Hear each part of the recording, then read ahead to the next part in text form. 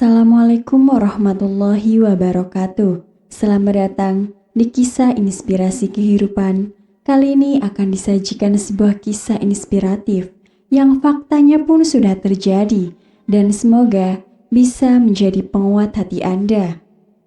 Setiap hari istri pulang malam, suami curiga dan mengikuti ke tempat kerja dan tak disangka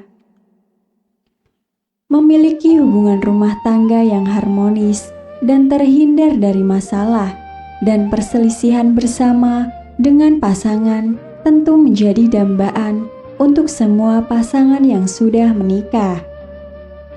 Hidup bahagia bersama dengan pasangan yang bisa mengerti dan begitu mencintai kita dengan segenap hati tentu saja menjadi impian untuk semua pasangan menikah di dunia.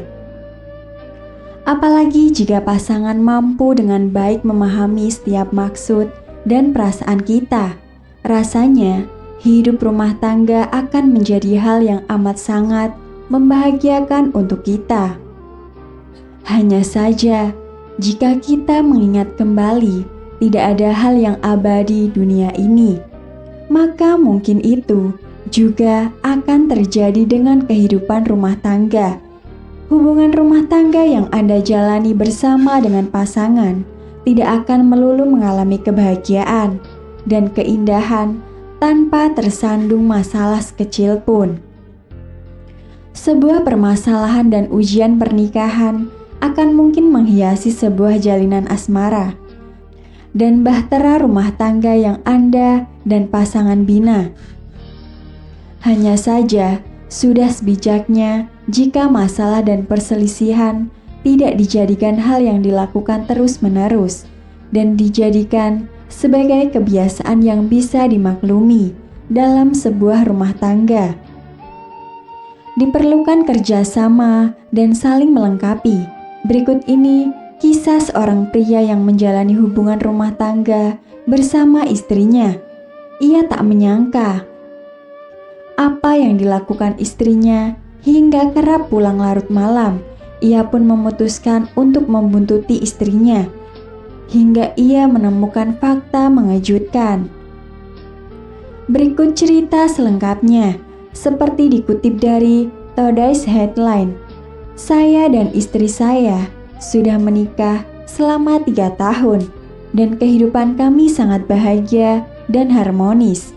Kami berdua sama-sama bukan berasal dari keluarga yang mampu. Sehingga awal-awal menikah, rumah kami pun masih rumah kontrakan.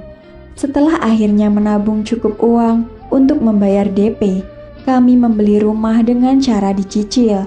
Mumpung kita masih belum punya anak, kita harus cepat-cepat cari duit. Tapi pada awal tahun ini, saya agak heran.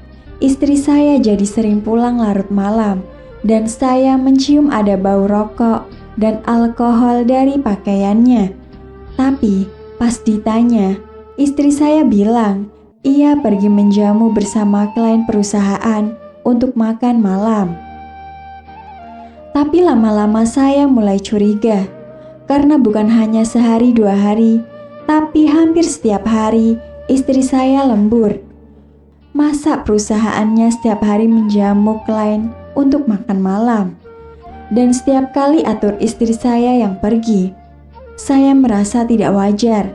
Walau saya percaya istri saya tidak akan selingkuh, tapi saya tetap penasaran. Sehingga saya pun memutuskan untuk membuntutinya sehari sepulang dari kerja. Suatu hari, saya meminta izin untuk pulang lebih awal dan datang ke tempat istri saya bekerja dan menunggunya selesai kerja. Tepat pada jam pulang kerja, saya melihat istri saya turun loh. Dia tidak lembur seperti yang ia katakan. Ia juga tidak terlihat berjalan bersama klien. Saya pun diam-diam membuntutinya dari belakang. Ia masuk ke sebuah supermarket, membeli roti dan susu, lalu naik bus. Di dalam bus, ia menyantap roti dan susu yang dibelinya.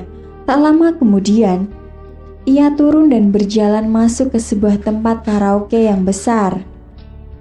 Saya mulai berprasangka tidak enak. Apa yang istri saya lakukan di tempat seperti ini? Apa kliennya di dalam situ?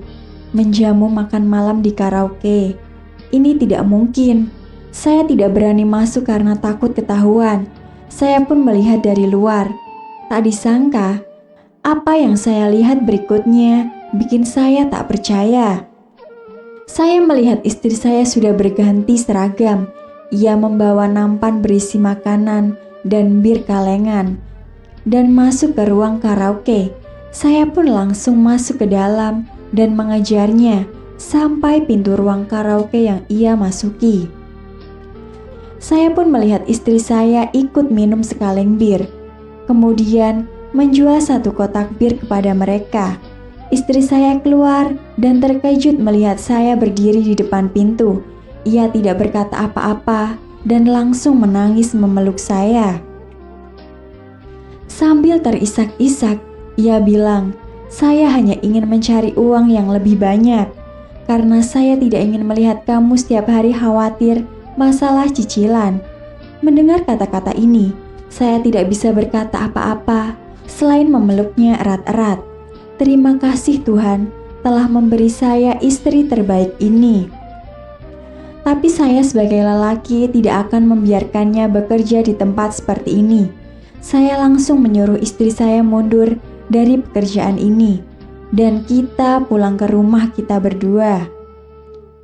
Demikian kisah yang bisa kami sampaikan. Semoga bisa bermanfaat untuk kita semua. Akhirul kalam, lillahi taufiq wal hidayah. Wassalamualaikum warahmatullahi wabarakatuh.